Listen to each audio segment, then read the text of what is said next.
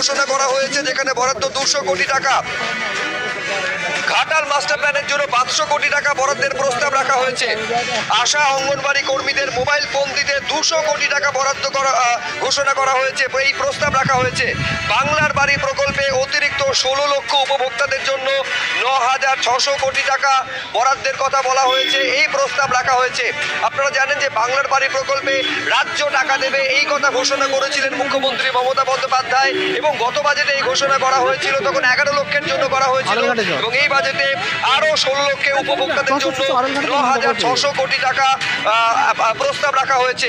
আরো 350টি সুফল বাংলা স্টল তৈরির জন্য 200 কোটি টাকা বরাদ্দ করা হয়েছে, এবং লক্ষ্মীর ভান্ডারের প্রকল্পে বরাদ্দ বাড়ানো হবে, এই প্রত্যাশা যখন বিভিন্ন অংশ থেকে সামনে আসছিল, সেখানে কিন্তু লক্ষ্মীর ভান্ডারে যে 1000 টাকা জেনারেল ক্যাটেগরি অর্থাৎ সাধারণের জন্য দেওয়া হয়, এবং 1200 টাকা যেটা তপশিলি জাতি উপজাতিদের জন্য দেওয়া হয়ে থাকে, সেখানে কোনো বরাদ্দ বৃদ্ধি হলো না। উজ্জ্বল মুখোপাধ্যায় আরো আপডেট নিয়ে আমাদের সঙ্গে রয়েছেন। উজ্জ্বল।